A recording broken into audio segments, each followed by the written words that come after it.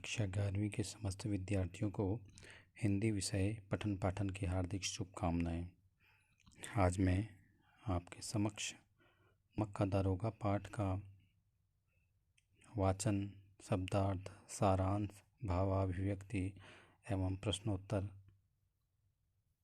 प्रस्तुत करने जा रहा हूँ, जिससे आप भली भांति लाभान्वित हो सकें। हिंदी साहित्य के सर्वश्रेष्ठ कहानीकार मुंशी प्रेमचंद जी का जन्म 1880 लम्ही गांव में हुआ था। उनका मूल नाम धनपत राय था। उनकी प्रमुख रचनाओं में सेवा सदन, प्रेमाश्रम, रंगभूमि, निर्मला, कायाकल्प, गबन, कर्मभूमि, गोदान,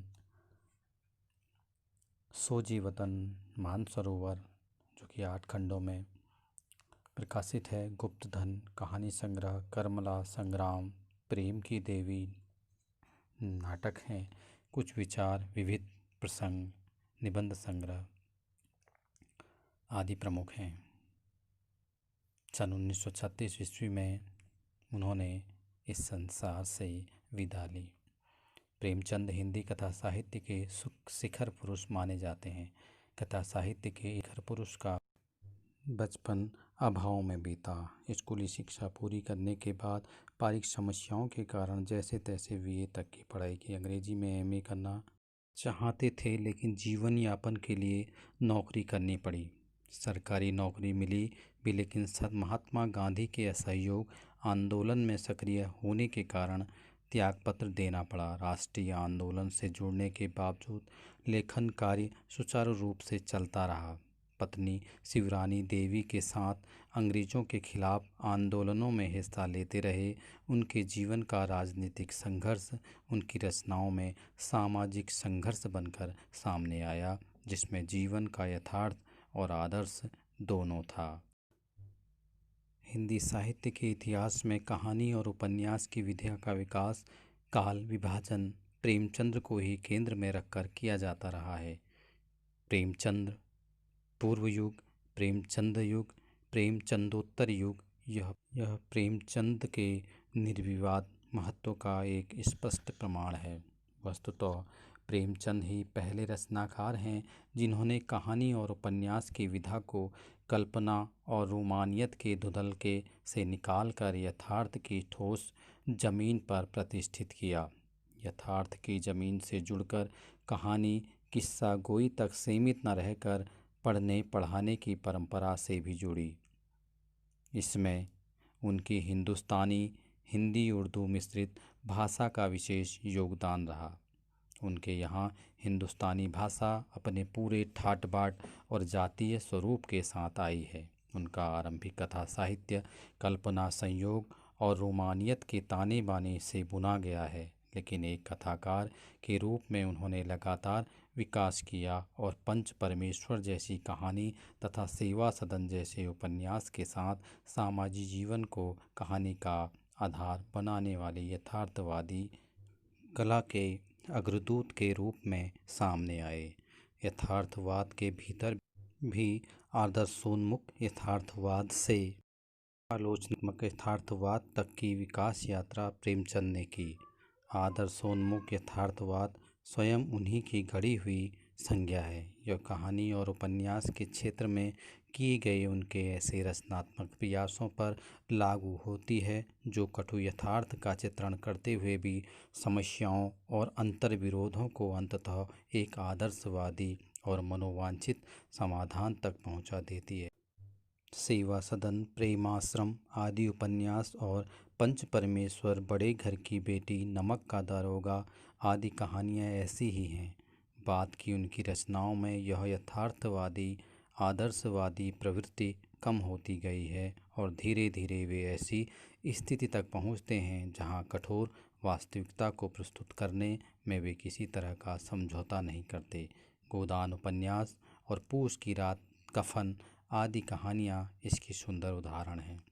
अब हम पाठ शब्दार्थ की ओर चलते हैं। पहला शब्द है बरकंदाजी, बंदूक लेकर चलने वाला सिपाही, चौकीदार। सदाव्रत, हमेशा अन्न बांटने का व्रत। मुख्तार कलेक्टरी में वकील से कम दर्जे का वकील, अलौकिक दिखाई न देने वाला, कातर परेशान दुखी, अमले कर्मचारी मंडल नौकर चाकर, अर्दली किसी बड़े अफसर के साथ रहने वाला खास चपरासी, तजवीज राय निर्णय, अकारथ व्यर्थ पछिए पश्चिमी। अब पाठ संक्षेपण की ओर। यहाँ दी गई कहानी नमक का दरोगा प्रथम प्रकाशन 1914 ईस्वी में हुआ। प्रेमचंद की बहुचर्चित कहानी है जिसे आदर्शोन्मुख यथार्थवाद के एक मुकम्मल उदाहरण के रूप में देखा जा सकता है। कहानी में ही आए हुए एक मुहावरे को लें तो यह धन के ऊपर धर्म की जीत की कहानी है।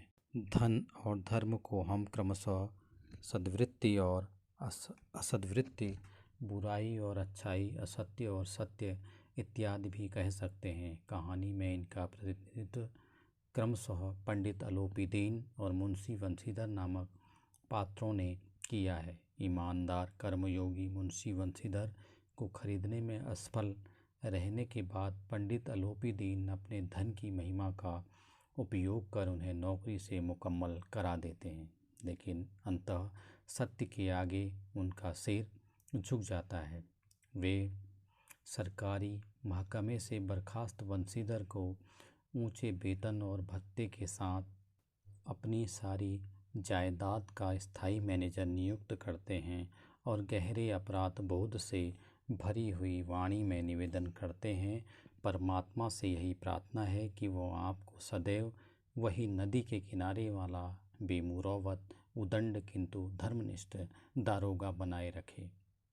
कहानी के इस अंतिम प्रसंग से पहले तक की समस्त घटनाएं प्रशासनिक और न्यायिक व्यवस्था में व्याप्त भ्रष्टाचार तथा उस भ्रष्टाचार की व्यापक सामाजिक स्वीकार्यता को अत्यंत साहसिक तरीके से हमारे सामने उजागर करती है। ईमानदार व्यक्ति के अभिमन्यु के समान निहत्थे और अकेले पड़ते जाने की यथार्थ तस्वीर इस कहानी की बहुत बड़ी खूबी है, किंतु प्रेमचंद इस संदेश पर कहानी को ख़त्म नहीं करना चाहते, क्योंकि उस दौर में वे मानते थे कि ऐसा यथार्थवाद हमको निराशावादी बना देता है। मानव चरित्र पर से हमारा विश्वास उठ जाता है, हमको चारों तरफ बुराई नज़र आने लगती है। उपन्यास शीर्षक निबंध से इसीलिए कहानी का अंत सत्य की जीत के साथ होता है। पाठ सारांश। मुंशी बंशीधर एक निर्धन परिवार के युवक हैं। उनके बूढ़े पिता सेवानिवृत्त कर्मचारी थे। बंशीधर का परिवार ऋण के बोझ से दबा हुआ था। उन्हें अपनी बहन की शादी करनी थी। इसके अतिरिक्त उनकी माता की इच्छा तीर्थ यात्रा पर जाने की भी थी। इन सब कार्यों को पूर्ण करने के लिए धन की आवश्यकता थी। बंशीधर फारसी की शिक्षा प्राप्त करके जब नौकरी ढूंढने के लिए घर से निकलने लगे तो उनके पिता ने उनको इस सभी दायित्वों से अवगत कराया और कहा कि वे ऐसी नौकरी ढूंढें जिसमें ऊपरी आमदनी होती हो। बंशीधर पितृभक्त थे। वे अपने पिता की इस बात को ध्यान में रखकर नौकरी ढूंढने निकल पड़े। नमक विभाग में दारोगा का पद प्राप्त कर लिया। यह पद अधिकार से युक्त था। उन दिनों नमक पर सरकारी प्रतिबंध था, इसकी तस्करी होती थी। नमक विभाग में ऊपरी आमदनी की पर्याप्त संभावना थी। बंशीधर के पिता इस सूचना को पाकर प्रसन्नता से झूम उठे। बंशीधर एक ईमानदार और कर्मठ युवक थे। अपने व्यवहार से उन्होंने शीघ्र ही अपने उच्चाधिकारियों को प्रभावित कर लिया। जाड़ों की ठंडी रात थी। नमक के दफ्तर से 1 मील दूर पूर्व की ओर यमुना नदी बहती थी। उस पर नावों का एक पुल बना हुआ था। रात्रि के गहन अंधकार में दारोगा जी ने पुल पर गाड़ियों की गड़गड़ाहट सुनी। जब दारोगा जी वहां पहुंचे तो उन्हें गाड़ियों की एक लंबी कतार को पुल के पार जाते हुए देखा। सारी गाड़ियां कानपुर जा रही थीं। नमक की वे गाड़ियां पंडित अलोपीदीन की थीं। पंडित जी चलते पुर्जे आदमी थे। उनका लक्ष्मी पर अटूट विश्वास था। बड़े बड़े अफसर भी उनके आगे हौसला अफजाई करते थे। पंडित अलोपीदीन अपने सुसज्जित रथ पर ऊँघते हुए चले जा रहे थे। अचानक गाड़ी वालों ने पुल पर गाड़ियों के रोके जाने की सूचना पंडित अलोपीदीन को दी। पंडित जी सोचते थे लक्ष्मी जी के सामने सारा संसार नतमस्तक हो जाता है, लेकिन वे यह नहीं जानते थे कि ईमानदार एवं कर्तव्यनिष्ठ व्यक्तियों के आगे सारा धन व्यर्थ होता है। इसी के परिणाम स्वरूप पंडित बंशीधर ने उन्हें अपराधी मानते हुए हथकड़ियाँ पहना दी। लाख मन्नतें, रिश्वत का आश्वासन दिए जाने पर भी वे बिल्कुल भी अपने कर्तव्य पथ से पीछे नहीं हटे। उन्होंने अपने सहायक जमादार बदलू सिंह को आदेश दिया कि वे तुरंत पंडित अलोपीदीन को गिरफ्तार कर ले। ऐसा सुनकर पंडित अलोपीदीन को विश्वास नहीं हुआ।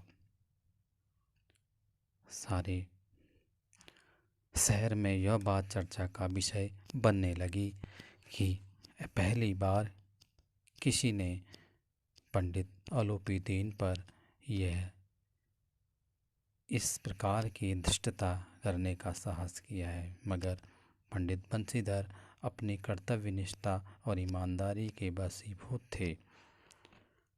जब न्यायालय में फैसला हुआ तो अलोपीदीन को छोड़ दिया गया और नमक के दारोगा को चेतावनी दी गई कि भविष्य में उसे सतर्क रहना चाहिए। बंशीधर को अपनी कर्तव्यपरायणता का यह दंड मिला कि 1 सप्ताह के अंदर ही उनके पास मुअत्तली का आदेश आ पहुंचा। मुंशी बंशीधर के वृद्ध माता पिता और पत्नी दुख के अथाह सागर में डूब गए। 1 सप्ताह बाद संध्या के समय अलोपीदीन का रथ मुंशी जी के द्वार पर आकर खड़ा हो गया। मुंशी जी के पिताजी ने उनका गर्मजोशी से स्वागत किया। अलोपीदीन ने दारोगा जी से कहा, उस रात को आपने अपने अधिकार के बल से मुझे अपनी हिरासत में लिया था, किंतु आज मैं स्वेच्छा से आपकी हिरासत में आया हूँ। नदी के तट पर आपने मेरी प्रार्थना नहीं स्वीकार की थी, किंतु आज स्वीकार करनी पड़ेगी। मैं चाहता हूँ कि तुम मेरे सारी जायदाद का स्थायी प्रबंधक बन जाओ और मैं जिसके लिए आपको 6,000 रुपये वार्षिक वेतन और अतिरिक्त खर्च दूंगा। पंडित बंशीधर ने यह प्रस्ताव ठुकराना चाहा, लेकिन पंडित अलोपीदीन के अधिक आग्रह करने पर दारोगा जी ने कांपते हुए हाथ से मैनेजरी के कागज़ पर हस्ताक्षर कर दिए। पंडित जी का हृदय पुलकित हो उठा। उन्होंने दारोगा जी को प्रेमपूर्वक गले लगा लिया। अर्थात यहाँ पर लेखक ने यह प्रदर्शित करना चाहा है कि कर्तव्यनिष्ठता और ईमानदारी के आगे एक न एक दिन प्रत्येक भ्रष्टाचारी को झुकना ही पड़ता है। अब हम पाठवाचन की ओर चलते हैं। जब नमक का नया विभाग बना और ईश्वर प्रदत्त वस्तु के व्यवहार का निषेध हो गया तो लोग चोरी छिपेज का व्यापार करने लगे। अनेक प्रकार के छल प्रपंचों का सूत्रपात हुआ। कोई घूस से काम निकालता था, कोई चालाकी से। अधिकारियों के पौ 12 थे। पटवारीगिरी का सर्वसम्मानित पद छोड़ छोड़कर लोग इस विभाग की बरकंदाजी करते थे। इसके दारोगा पद के लिए तो वकीलों का भी जी ललचाता था। यह वह समय था जब अंग्रेजी शिक्षा और ईसाई मत को लोग एक ही वस्तु समझते थे। फारसी का प्राबल्य था। प्रेम की कथाएं और श्रृंगार रस के काव्य पढ़कर फारसीदा लोग सर्वोच्च पदों पर नियुक्त हो जाया करते थे। मुंशी बंशीधर भी जुलेखा की विरह कथा समाप्त करके मजनू और फरहाद के प्रेम वृत्तांत को, नल और नील की लड़ाई और अमेरिका के आविष्कार से अधिक महत्व की बात समझते हुए रोजगार की खोज में निकले। उनके पिता एक अनुभवी पुरुष थे। समझाने लगे, बेटा, घर की दुर्दशा देख रहे हो, ऋण के बोझ से दबे हुए हैं, लड़कियां हैं, वह घास फूस की तरह बढ़ती चली जाती हैं। मैं कगारे पर का वृक्ष हो रहा हूँ, न मालूम कब गिर पड़ूँ। अब तुम ही घर के मालिक मुख्तार हो, नौकरी में ओहदे की ओर ध्यान मत देना। यह तो पीर का मजार है, निगाह चढ़ावे और चादर पर रखनी चाहिए। ऐसा काम ढूंढना जहाँ कुछ आप ऊपरी आय हो। मासिक वेतन तो पूर्णमासी का चाँद है जो एक दिन दिखाई देता है और घटते घटते लुप्त हो जाता है। ऊपरी आय बहता हुआ स्रोत है जिससे सदैव प्यास बुझती है। वेतन मनुष्य देता है, इसी से उसमें वृद्धि नहीं होती। यहाँ पर एक पिता का उत्तरदायित्व होता है कि वह अपने पुत्र को अच्छी राह दिखाए, लेकिन यहाँ पर बंशीधर के पिता का अपने पुत्र के लिए यह अनुभव था और आदेश था कि वे ऊपरी आय की नौकरी करें और ऊपरी आय का हमेशा ध्यान रखें। फिर कहा, ऊपरी आमदनी ईश्वर देता है, इसी से उसकी बरकत होती है। तुम स्वयं विद्वान हो, तुम्हें क्या समझाऊं। इस विषय में विवेक की बड़ी आवश्यकता है। मनुष्य को देखो, उसकी आवश्यकता को देखो और अवसर को देखो, उसके उपरांत जो उचित समझो करो। गरज वाले आदमी के साथ कठोरता करने में लाभ ही लाभ है, लेकिन बेगैरज को दाव पाना जरा कठिन है। इन बातों को निगाह में बांध लो, यह मेरी जन्म भर की कमाई है। यहाँ पर बंशीधर के पिता ने उन्हें बतलाया कि आपको जिसको आवश्यकता है आप उससे कठोरता भी करते हैं तो उससे लाभ ही लाभ है। इस उपदेश के बाद पिताजी ने आशीर्वाद दिया।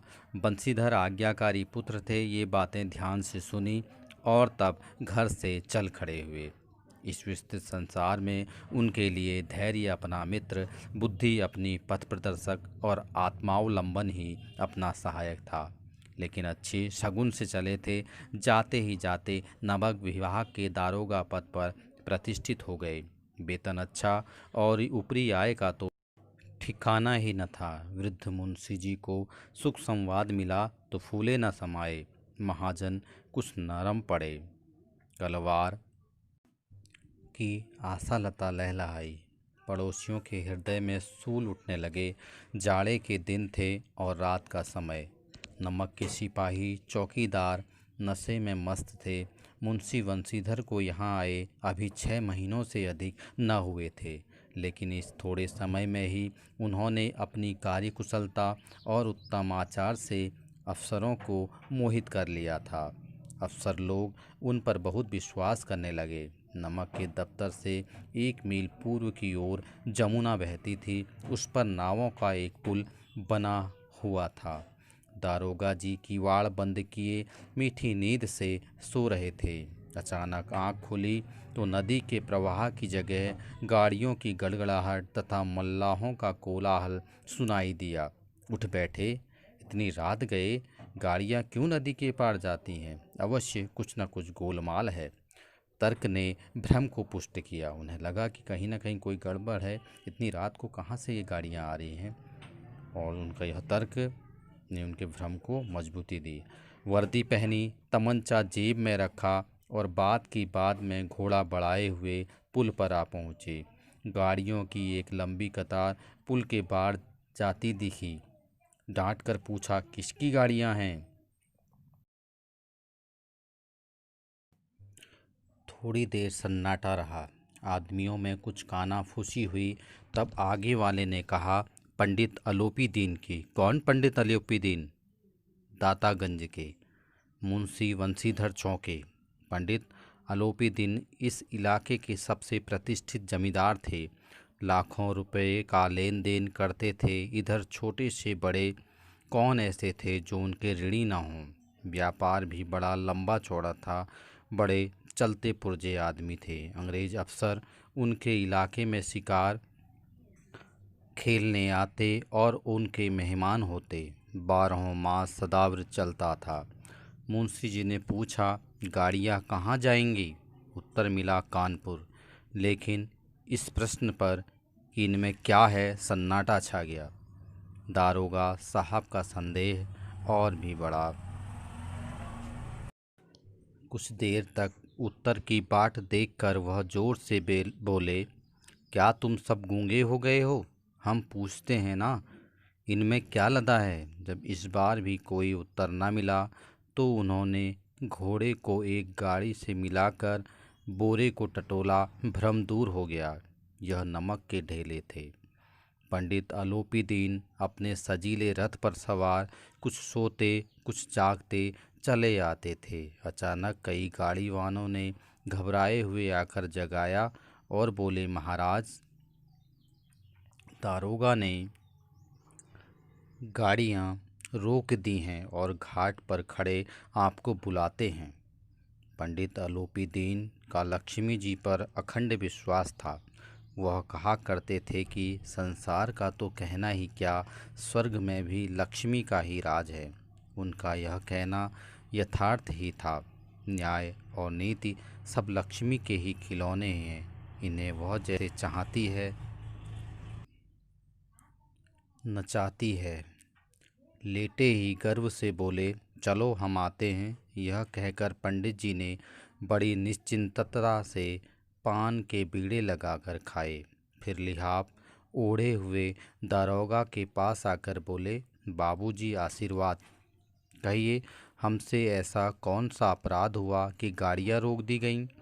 हम ब्राह्मणों पर तो आपकी कृपा दृष्टि रहनी चाहिए। बंसीधर रुखाई से बोले, सरकारी हुक्म। पंडित आलोपीदीन ने हंसकर कहा, हम सरकारी हुक्म को नहीं जानते और न सरकार को। हमारे सरकार तो आप ही हैं। हमारा और आपका तो घर का मामला है। हम कभी आपसे बाहर हो सकते हैं? आपने व्यर्थ का कष्ट उठाया। यह हो ही नहीं सकता कि इधर से जाएं और इस घाट के देवता को भेंट न चढ़ावें।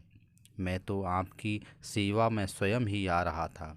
बंसीधर पर ऐश्वर्य की मोहिनी वंशी का कुछ प्रभाव न पड़ा। ईमानदारी की नई उमंग थी। कड़क कर बोले, हम उन नमक हरामों में नहीं हैं जो कौड़ियों पर अपना ईमान बेचते फिरते हैं। आप इस समय हिरासत में हैं। आपका कायदे के अनुसार चालान होगा। बस मुझे अधिक बातों की फुर्सत नहीं है। जमादार बदलू सिंह, तुम इन्हें हिरासत में ले चलो, मैं हुक्म देता हूँ। पंडित आलोपीदीन स्तंभित हो गए। गाड़ी वानों में हलचल मच गई। पंडित जी के जीवन में कदाचित यह पहला ही अवसर था कि पंडित जी को यह ऐसी कठोर बातें सुननी पड़ी। बदलू सिंह आगे बढ़ा, किंतु रोब के मारे यह साहस न हुआ कि उनका हाथ पकड़ सके। पंडित जी ने धर्म को धन का ऐसा निरादर करते कभी न देखा था। विचार किया, यह अभी उदंड लड़का है, माया मोह के जाल में अभी नहीं पड़ा है, अल्लड़ है, झिझकता है। बहुत दीन भाव से बोले, बाबू साहब, ऐसा न कीजिए, हम मिट जाएंगे, इज्जत धूल में मिल जाएगी। हमारा अपमान करने से आपके हाथ क्या आएगा? हम किसी तरह आपसे बाहर थोड़े ही हैं। बंसीधर ने कठोर स्वर में कहा, हम ऐसी बातें नहीं सुनना चाहते। आलोपीदीन ने जिस सहारे को चट्टान समझ रखा था वह पैरों के नीचे से खिसकता हुआ मालूम हुआ। स्वाभिमान और धन ऐश्वर्य की कड़ी चोट लगी, किंतु अभी तक धन की सांख्यिक शक्ति का पूरा भरोसा था। अपने मुख्तार से बोले, लाला जी, 1000 के नोट बाबू साहब को भेंट करो। आप इस समय भूखे सिंह हो रहे हैं। पंडित आलोपीदीन को लगा कि ज़्यादा पैसा देने से बंसीधर मान जाएंगे, लेकिन उन्हें पता नहीं था कि बंसीधर एक ईमानदार और कर्तव्यनिष्ठ व्यक्ति थे। उन्हें जीत पाना किसी भी धन के लिए या भ्रष्टाचारी के लिए संभव नहीं। बंसीधर ने गर्म होकर कहा, 1000 नहीं, 1,00,000 भी मुझे सच्चे मार्ग से नहीं हटा सकते। धर्म की इस बुद्धिहीन दृढ़ता और देव दुर्लभ त्याग पर मन बहुत झुंझलाया। अब दोनों शक्तियों में संग्राम होने लगा। धन ने उछल उछल कर आक्रमण करने शुरू किए। 1 से 5, 5 से 10, 10 से 15 और 15 से 20,000 तक नौबत पहुंची, किंतु धर्म अलौकिक वीरता के साथ इस बहुसंख्यक सेना के सम्मुख अकेला पर्वत की भांति अटल अविचलित खड़ा था। आलोपीदीन निराश होकर बोले, अब इससे अधिक मेरा साहस नहीं, आगे आपको अधिकार है। बंसीधर ने अपने जमादार को ललकारा। बदलू सिंह मन में दारोगा जी को गालियां देता हुआ पंडित अलोपी दीन की ओर बढ़ा।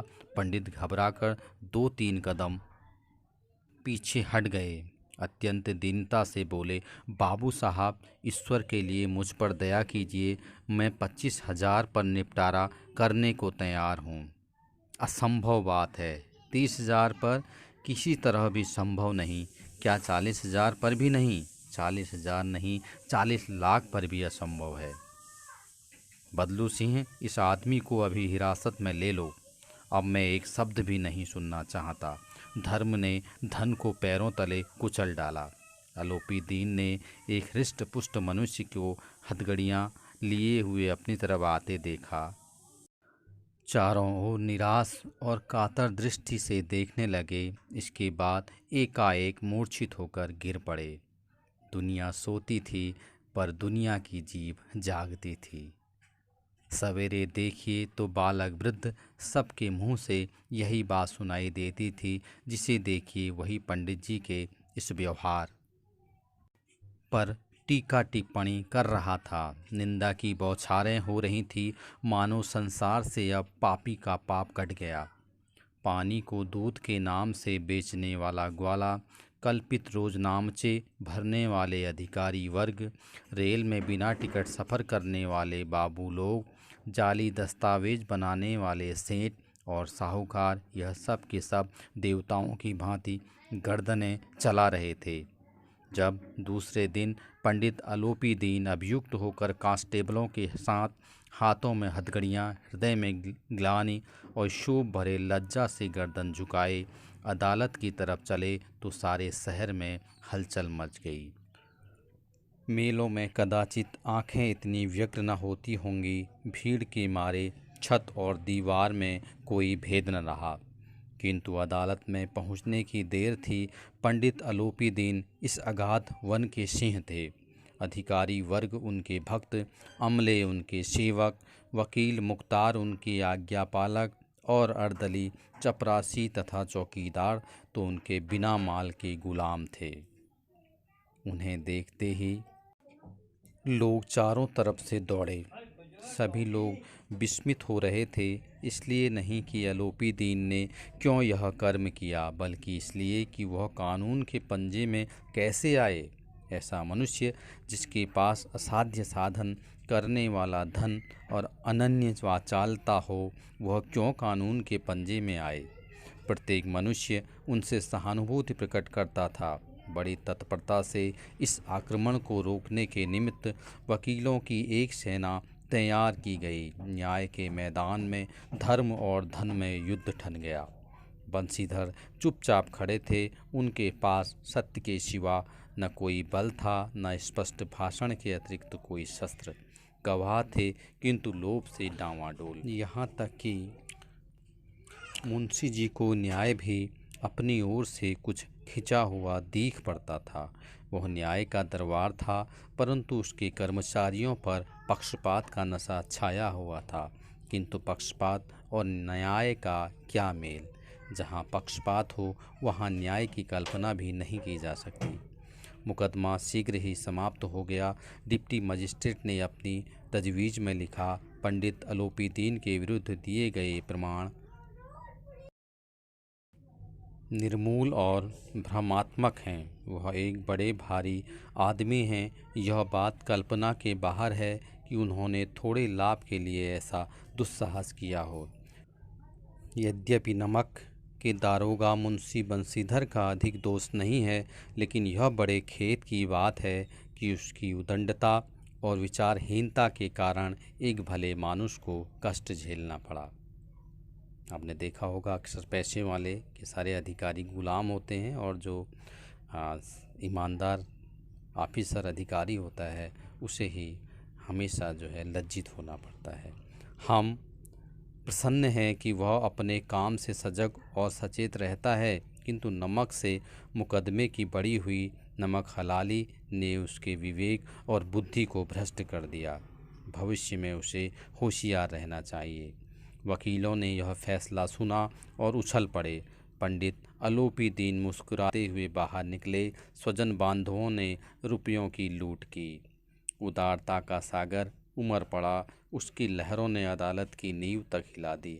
जब वंशीधर बाहर निकले तो चारों ओर से उनके ऊपर व्यंग्यवाणों की वर्षा होने लगी। चपरासियों ने झुक झुक कर सलाम किए, किंतु इस समय एक एक कटुवाक्य, एक एक संकेत उनकी गर्वाग्नि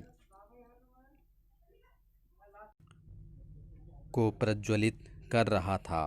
कदाचित इस मुकदमे में सफल होकर वह इस तरह अकड़ते हुए न चलते। आज उन्हें संसार का एक खेदजनक विचित्र अनुभव हुआ। न्याय और विद्वता, लंबी चौड़ी उपाधियाँ, बड़ी बड़ी दाढ़ियाँ और ढीले चोंगे एक भी सच्चे आदर के पात्र नहीं हैं। अर्थात जो बिक गए हैं वो कभी भी दूसरे का आदर्श नहीं बन सकते। जो ईमानदार व्यक्ति है वही दूसरे का आदर्श होता है। वंशीधर ने धन से वैर मोल लिया था, उसका मूल्य चुकाना अनिवार्य था। कठिनता से 1 सप्ताह बीता होगा कि मुअत्तली का परवाना आ पहुंचा। कार्यपरायणता का दंड मिला। बेचारे भग्न हृदय शोक और खेद से व्यथित घर को चले। बूढ़े मुंशी जी तो पहले ही से कुड़बुड़ा रहे थे कि चलते चलते इस लड़के को समझाया था, लेकिन इसने एक न सुनी। सब मनमानी करता है। हम तो कलवार और कसाई के तगादे से हैं। बुढ़ापे में भगत बनकर बैठे और वहाँ बस वही सूखी तनख्वाह। हमने भी तो नौकरी की है और कोई ओहदेदार नहीं थे, लेकिन काम किया, दिल खोल कर किया और आप ईमानदार बनने चले हैं। घर में चाहे अंधेरा हो, मस्जिद में अवश्य दिया जलाएंगे। खेत ऐसी समझ पर पढ़ना लिखना सब अकारद गया। अपने पुत्र को सुनाने लगे। इसके थोड़े ही दिनों बाद जब मुंशी बंशीधर इस दुरावस्था में घर पहुँचे और बूढ़े पिताजी ने समाचार सुना तो सिर पीट लिया। बोले, जी चाहता है कि तुम्हारा और अपना सिर फोड़ लूँ। बहुत देर तक पछता पछता कर हाथ मलते रहे। क्रोध में कुछ कठोर बातें भी कहीं, और यदि वंशीधर वहाँ से टल न जाते तो अवश्य ही यह क्रोध विकट रूप धारण करता। वृद्धा माता को भी दुख हुआ। जगन्नाथ और रामेश्वर यात्रा की कामनाएं मिट्टी में मिल गईं। आपने देखा होगा, लोग यात्राएं, तीर्थ यात्राएं करना चाहते हैं, लेकिन यह नहीं जानते कि ईमानदारी और कर्तव्य निष्ठा या सच्चाई से चलना कितनी बड़ी तीर्थ यात्रा है। माँ भी यहाँ पर पुत्र की कमाई से तीर्थ यात्रा की कामना करती है, जबकि उन्हें यह पता नहीं कि उनका पुत्र ईमानदारी और कर्तव्य निष्ठा के कैसे तीर्थ से आज गुजर कर आया है। पत्नी ने तो कई दिनों तक सीधे मुंह से बात भी नहीं की। यहाँ पर बताया गया है कि पत्नी जो व्यक्ति का हमेशा साथ देती है, उसे हमेशा साथ देना चाहिए। और ये गर्व की बात में पत्नी ने भी उनसे बात नहीं की। इसी प्रकार 1 सप्ताह बीत गया। संध्या का समय था। बूढ़े मुंशी जी बैठे राम नाम की माला जप रहे थे। इसी समय उनके द्वार पर सजा हुआ रथ आकर रुका। हरे और गुलाबी पर्दे, पछिए बैलों की जोड़ी, उनकी गर्दनों में नीले धागे, सींगें पीतल सी जड़ी हुई, कई नौकर लाठियां कंधों पर रखे साथ थे। मुंशी जी अगवानी को दौड़े। देखा तो पंडित अलोपी दीन हैं। झुककर दंडवत की और लल्लो चप्पू की बातें करने लगे। हमारा भाग्य उदय हुआ जो आपके चरण इस द्वार पर आए। आप हमारे पूज्य देवता हैं। आपको कौन सा मुंह दिखावें, मुंह में तो कालिख लगी हुई है, किंतु क्या करें, लड़का अभागा कपूत है, नहीं तो आपसे क्यों मुंह छिपाना पड़ता। ईश्वर निसंतान चाहे रखे, पर ऐसी संतान न दे। उन्होंने अपने आप को कोसना प्रारंभ किया। अलोपी दीन ने कहा, नहीं भाई साहब, ऐसा न कहिए। मुंशी जी ने चकित होकर कहा, ऐसी संतान को और क्या कहूँ। अलोपी दीन ने वात्सल्यपूर्ण स्वर में कहा, कुल तिलक और पुरुषों की कीर्ति उज्ज्वल करने वाले संसार में ऐसे कितने धर्मपरायण मनुष्य हैं जो धर्म पर अपना सब कुछ अर्पण कर सकें। पंडित अलोपी दीन ने मुंशी बंशीधर भगत की यहाँ पर तारीफ की। पंडित अलोपी दीन ने बंशीधर से कहा, दारोगा जी, इसे खुशामद न समझिए। खुशामद करने के लिए मुझे इतना कष्ट उठाने की ज़रूरत न थी। उस रात को आपने अपने अधिकार बल से मुझे अपनी हिरासत में लिया था, किंतु आज मैं स्वेच्छा से आपकी हिरासत में हूँ। मैंने हजारों रईस और अमीर देखे, हजारों उच्च पदाधिकारियों आम पड़ा, किंतु मुझे परास्त किया तो आपने। मैंने सबको अपना और अपने धन का गुलाम बनाकर छोड़ दिया। मुझे आज्ञा दीजिए कि आपसे कुछ विनय करूं। वंशीधर ने अलोपी दीन को आते देखा तो उठकर सत्कार किया, किंतु स्वाभिमान सहित समझ गए कि यह महाशय मुझे लज्जित करने और जलाने आए हैं। क्षमा प्रार्थना कर चेष्टा नहीं की, वरन उन्हें अपने पिता की यह ठकुर सुहाती की बात असह्य सी प्रतीत हुई। पर पंडित जी की बातें सुनी तो मन की मैल मिट गई। पंडित जी की ओर उड़ती हुई दृष्टि से देखा, सद्भाव झलक रहा था। गुरु ने अब लज्जा के सामने सिर झुका दिया। शर्माते हुए बोले, यह आपकी उदारता है जो ऐसा कहते हैं। मुझसे जो कुछ अविनय हुई है उसे क्षमा कीजिए। मैं धर्म की बेड़ी में जकड़ा हुआ था, नहीं तो वैसे मैं आपका दास हूँ। जो आज्ञा होगी वह मेरे सिर माथे पर। अलोपी दीन ने विनीत भाव से कहा, नदी तट पर आपने मेरी प्रार्थना नहीं स्वीकार की थी, किंतु आज स्वीकार करनी पड़ेगी। वंशीधर बोले, मैं किस योग्य हूँ, किंतु जो कुछ सेवा मुझसे हो सकती है उसमें त्रुटि न होगी। अलोपी दीन ने एक स्टैंप लगा हुआ पत्र निकाला और उसे वंशीधर के सामने रखकर बोले, इस पद को स्वीकार कीजिए और अपने हस्ताक्षर कर दीजिए। मैं ब्राह्मण हूँ, जब तक यह सवाल पूरा न कीजिएगा द्वार से न हटूँगा। मुंशी वंशीधर ने उस कागज़ को पढ़ा तो कृतज्ञता से आंखों में आंसू भर आए। पंडित अलोपी दीन ने उनको अपनी सारी जायदाद का स्थायी मैनेजर नियत किया था। 6,000 वार्षिक वेतन के अतिरिक्त रोजाना खर्च अलग, सवारी के लिए घोड़े, रहने को बंगला, नौकर चाकर मुफ्त। कंपित स्वर में बोले, पंडित जी, मुझ में इतनी सामर्थ्य नहीं कि आपकी उदारता की प्रशंसा कर सकूं, किंतु मैं ऐसे उच्च पद के योग्य नहीं हूँ। अलोपी दीन हंसकर बोले, मुझे इस समय एक अयोग्य मनुष्य की ही ज़रूरत है। अर्थात वे हर प्रकार से उन्हें अपने साथ ले जाना चाहते थे। वंशीधर ने गंभीर भाव से कहा, यो मैं आपका दास हूँ। आप जैसे कीर्तिमान सज्जन पुरुष की सेवा करना मेरे लिए सौभाग्य की बात है, किंतु मुझ में न विद्या है, न बुद्धि है, न वह स्वभाव जो इन त्रुटियों की पूर्ति कर देता है। ऐसे महान कार्य के लिए एक बड़े मर्मज्ञ अनुभवी मनुष्य की ज़रूरत है। अलोपी दीन ने कलमदान से कलम निकाली और उसे वंशीधर के हाथ में देकर बोले, ना मुझे विद्वता की चाह है, न अनुभव की, न मर्मज्ञता की, न कार्य कुशलता की।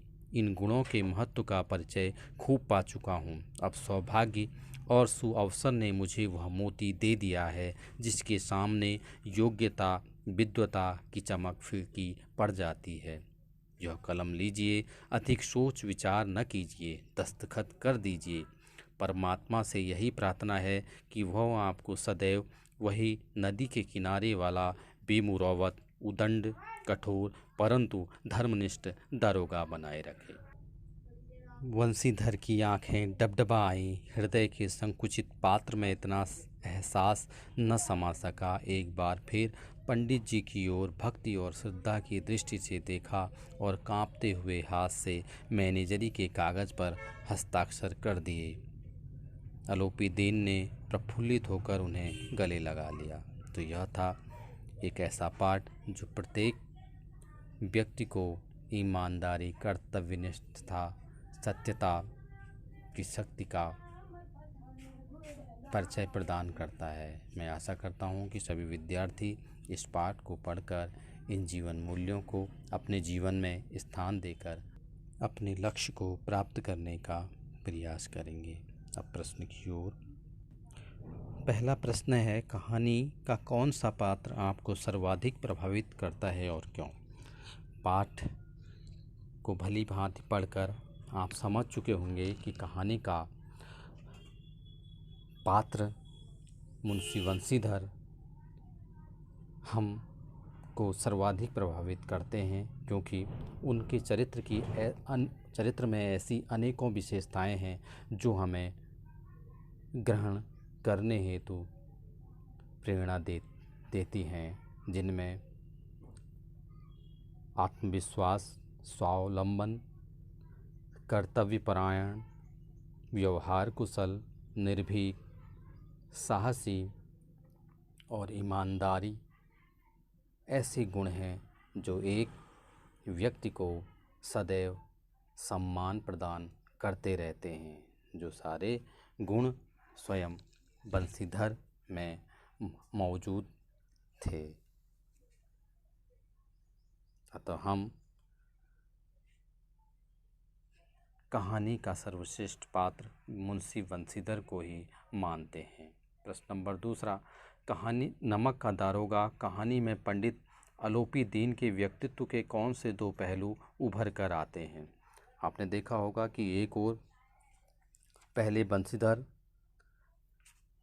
ने भ्रष्टाचार कर अनैतिकता की राह सुनी थी और उन्होंने धन के सहारे एक ईमानदार व सत्यनिष्ठ कर्तव्यनिष्ठ दारोगा को उनके पद से पदच्युत कराया था।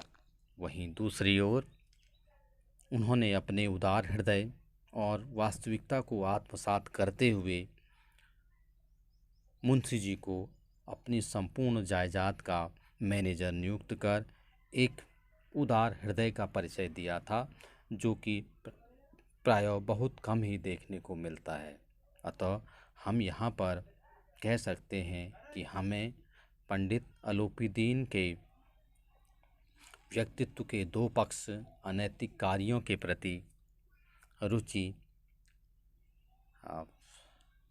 धन की श्रेष्ठता को स्वीकार करने वाला व्यक्तित्व एवं दूसरी ओर उदार हृदयी और वास्तविकता को समझने की सामर्थ्य रखने वाला व्यक्ति के रूप में स्पष्ट कर सकते हैं। प्रश्न नंबर तीसरा, कहानी के लगभग सभी पात्र समाज की किसी न किसी सच्चाई को उजागर करते हैं।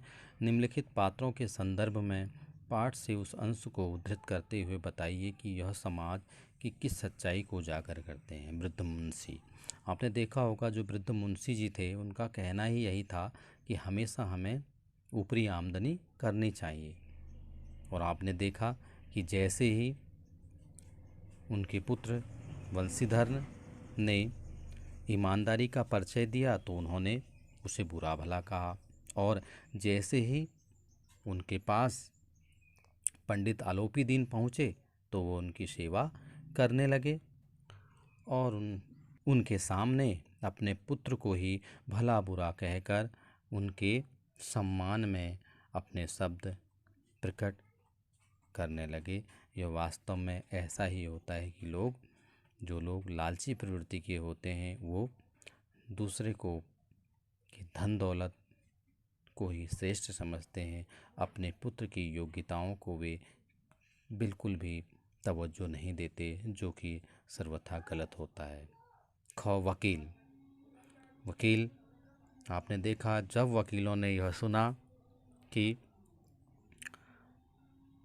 पंडित आलोपी दीन बरी हो गए हैं तो वे बहुत खुश हो गए, जबकि उन्हें पता था कि वे वास्तव में अपराधी हैं। लेकिन पैसे की शक्ति के अधीन चलने वाले वकील ने उनके जीत पर खुशी मनाई, क्योंकि उन्हें मालूम था कि इससे उन्हें भी कई प्रकार से लाभ ही लाभ होगा और पैसे भी मिलेंगे। शहर की भीड़, आपने देखा है शहर की भीड़ अक्सर जो भी चर्चित घटना होती है उसे बढ़ा चढ़ाकर बार बार प्रकट करती है और जिससे उसका हित सिद्ध होता है उसी की तारीफ वह आलोपी दीन को एक अपराधी के रूप में न्यायालय प्रस्तुत किया जा रहा था तो भीड़ बार बार बढ़ चढ़कर मुंशी बंशीधर को ही कटुवाक्य कहे जा रही थी। चतुर्थ प्रश्न की ओर। निम्न पंक्तियों को ध्यान से पढ़िए। नौकरी में ओहदे की ओर ध्यान मत देना, यह तो पीर का मजार है। निगाह चढ़ावे और चादर पर रखनी चाहिए। ऐसा काम ढूंढना जहाँ कुछ ऊपरी आय हो। मासिक वेतन तो पूर्णमासी का चाँद है जो एक दिन दिखाई देता है और घटते घटते लुप्त हो जाता है। ऊपरी आय बहता हुआ स्रोत है जिससे सदैव प्यास बुझती है। वेतन मनुष्य देता है, इसी से उसमें वृद्धि नहीं होती। ऊपरी आमदनी ईश्वर देता है, इसी से उसकी बरकत होती है। तुम स्वयं विद्वान हो, तुम्हें क्या समझाऊं। क यह किसकी उक्ति है? यह आप लोग जान ही गए होंगे, बताने की आवश्यकता नहीं है कि यह बंशीधर के पिता की उक्ति है।